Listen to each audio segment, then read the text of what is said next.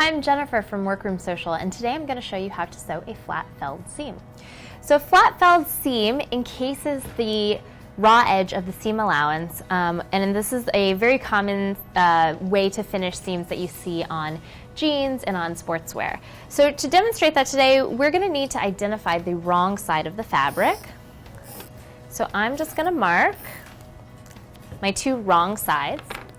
And I'm going to start by sewing wrong sides together. So I'm going to line up my fabric, wrong sides together, and I'm going to sew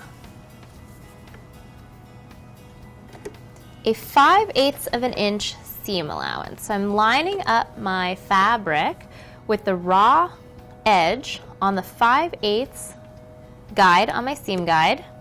And I'm just sewing a straight stitch. I'm using a 2.5 millimeter stitch length. I'm just going to go all the way down to the bottom.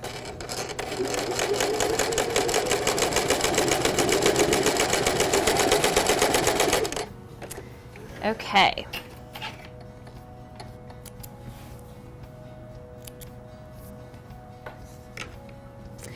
Now, so we have our wrong sides together and our right sides with the seam allowance up. So the next thing I want to do is to just finger press this seam open.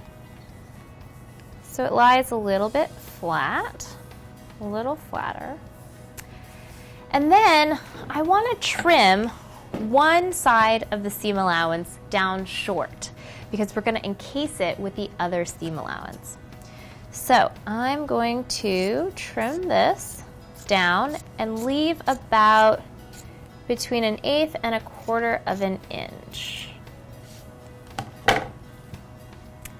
Now, to hide all these raw edges, I'm just going to take this larger seam allowance and fold it under, and then fold the whole thing over. So everything is hidden. And then you'll just pin it in place. And then you can just move up your seam to do the whole thing. And of course, if you're uncomfortable doing this by eye, you can get your seam guide out or a ruler and measure this fold so that it's all nice and even. So we have our seam in place, and then we're just going to go to the sewing machine and stitch close to this fold all the way down to secure our seam. So we'll go back to the sewing machine, and I'm going to lower the presser foot, and I'm just going to eyeball close to this edge. Now, when you're doing this, you can always use the edge of the inside of the presser foot as your guide for an edge stitch. Where my presser foot has little notches on the right-hand side that are also really useful reference guides.